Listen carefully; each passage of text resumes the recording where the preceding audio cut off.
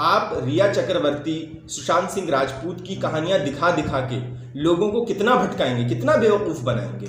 जो ट्विटर पे ट्रेंड हो रहा है वो मीडिया को मजबूर कर रहे हैं, वो मजबूर हैं वो लोग मीडिया पे ट्रेंड करवाने के लिए कि भैया हमारी तरफ ध्यान दो, हम बेरोजगार बैठे हुए हैं, ये जिम्मेदारी किसकी है। बड़ी बड़ी बातें और ये पकोड़े बेचने, इस तरह की जो आपकी जो विचार है सामने आ रहे हैं, इससे क्या पता चल रहा है। आपने रेलवे का निजीकरण करना चाह रहे हैं, आप बीएसएनएल बेच रहे हैं, दुनिया की हिंदुस्तान की जितनी भी बड़ी धरोहर है आप उसको बेचने की कोशिश कर रहे हैं। तो युवा चुपचाप थोड़ी बैठेगा, हर दिन थोड़ी बेवकूफ बनेगा।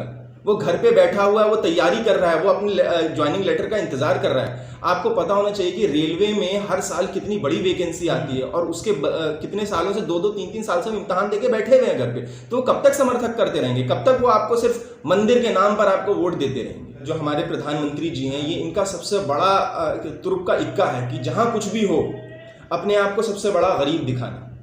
ये जहां पर भी बात आ जाती है ना कि बेरोजगारी की, और जब भी इनसे सीरियस सवाल वाली बात आती है तो अपने आप को दिखाते हैं कि मैं तो खुद गरीब था, जबकि इसका उल्टा है। इन्होंने बहुत ऐश मौज की जिंदगी गुजारी है। इनकी तस्वीरें सोशल मीडिया पर वायरल हैं अमेरिका की और पेरिस की। तो ये बताइए कि इतना गरीब इंसान वो पेरिस और लंदन घूम के आएगा क्या?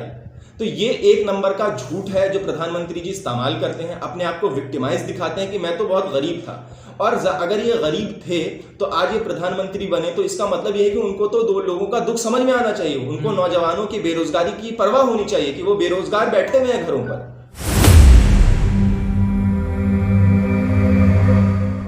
2016 के बाद से ही जो है ये बेरोजगारी का मुद्दा शुरू हुआ है।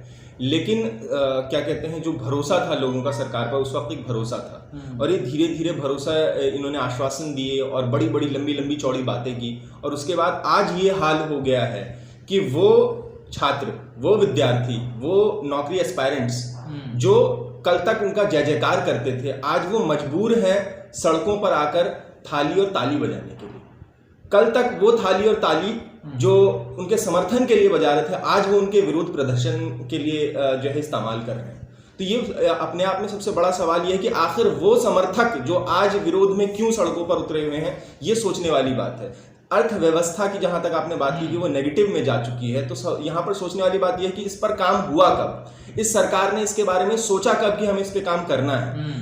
सुबह से शाम तक आपके न्यूज मीडिया में या तो हिंदू मुस्लिम की डिबेट दिखाई जाती है, या फिर ये दिखाया जाता है कि फिल्मी दुनिया में क्या हो रहा है, लेकिन असली जो मुद्दे हैं उनको छुपाया जाता है। जो असली जिस पर काम होना चाहिए उस पर जो सरकार का रवैया होता है, उस पर कोई ऐसा सॉलिड उस पर रिव्यू नहीं आता, उनके कोई स्टेटमेंट्स नहीं आते जिससे ये पता चले कि सरकार एक्चुअली में काम करना चाहती है। तो ये यहाँ पर सोचने वाले, अब जो हमारे लोग जागरूक हुए हैं, जो कल तक समर्थक थे, तो उनको ये बात समझ में आई है कि सरकार एक्चुअली में काम करना चाहती ही नहीं है।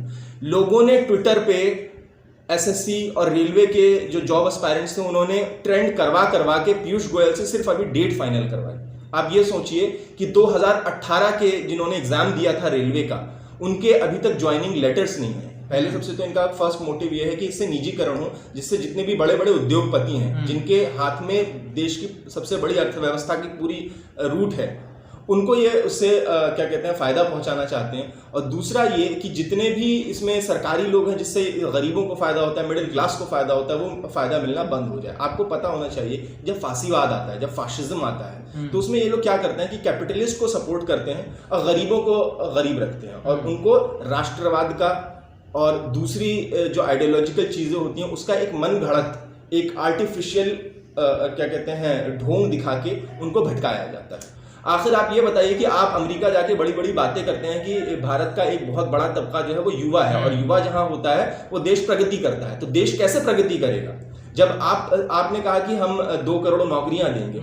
सवाल आपसे जब भी पूछा जाता है 2 करोड़ नौकरियों का, तो आप बताते हैं कि मंदिर वहीं बनाएंगे। लोगों को मंदिर की जरूरत है या नौकरी की जरूरत है? -23% जीडीपी चली गई है, और वित्त मंत्री जी कहती हैं कि ये एक्ट ऑफ गॉड है, यानी ये ब्लेम जो है वो भगवान के ऊपर दिया जा रहा है कि ये भगवान की गलती है।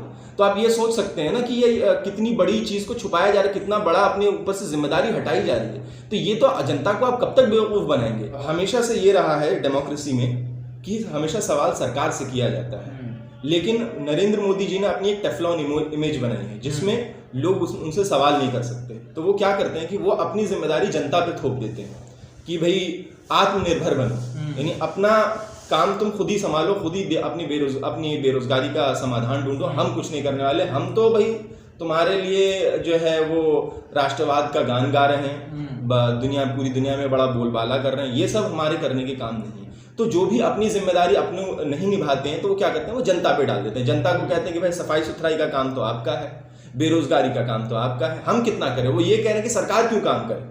तो ये जो खास तौर से जो इनके समर्थक हैं उनको ये मेंटली बताने की कोशिश की जा रही है कि भाई ये हमारी जिम्मेदारी नहीं है। अर्थव्यवस्था पूरी तरीके से जो बनाई गई थी उसको पूरी तरीके से तबाह कर दी। तो ये तो सच्चाई है कि भाई जो 70 साल में जो काम नहीं हुआ वो उन्होंने जो 6 साल में कर दिखाया, पूरी तरीके से तबाह कर दी हमारी देश की इकोनॉमी। जो देश प्रगति कर रहा था, जो डेवलपिंग कंट्रीज में से आता था, उसमें डिमोनेटाइजेशन लाकर सबसे पहले उसकी कमर तोड़ी गई।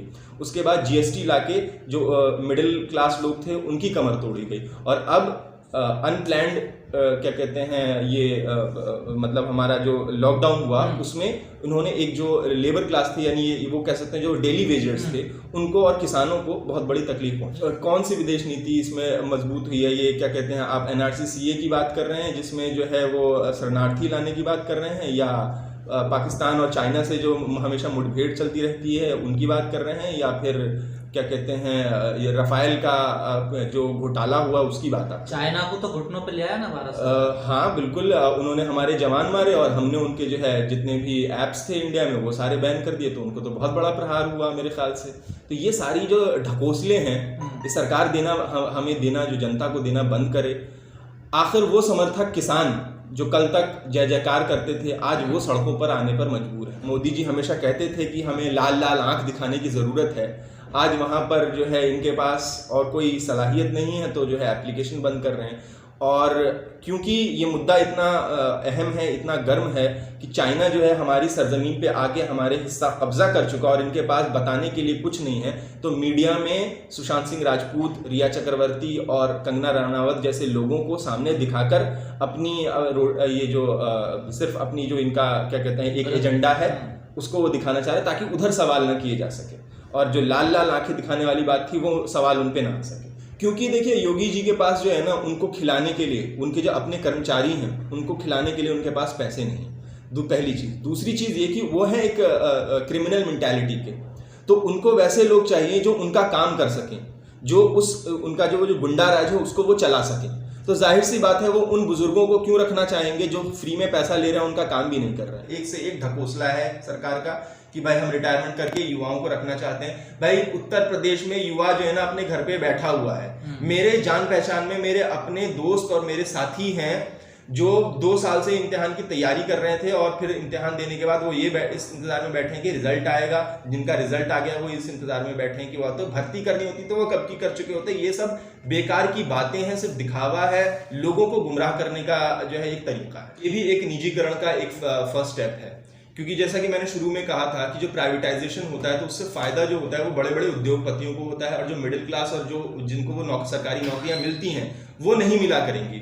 उनको एक सरकारी नौकरी में बहुत सारी सुविधाएं होती हैं, उसके पास बहुत सारी पावर्स होती हैं। जब वो प्राइवेटाइज हो जाएगा, जब वो किसी को ठेकेदारी के तौर पे दे दिया जाएगा वो काम, तो दबाने वाला काम होगा। यानी एक जो मिडिल क्लास का जो शख्स है जो मेहनत करता है, जो उस लेवल तक पहुंचता है, उसके बाद वो वहां पर चेंजेस लाता है, वो चेंजेस नहीं ला पाएगा। क्यों? क्योंकि कंट्रोल जो होगा वो कैपिटलिस्ट का होगा, वो वहां पर एक उद्योगपति का होगा। वो जैसे चाहेगा वैसे घुमाना चाहेगा, वो जितनी उसकी तनख्वाह रखना चाहेगा वो उसकी तनख्वाह रखेगा।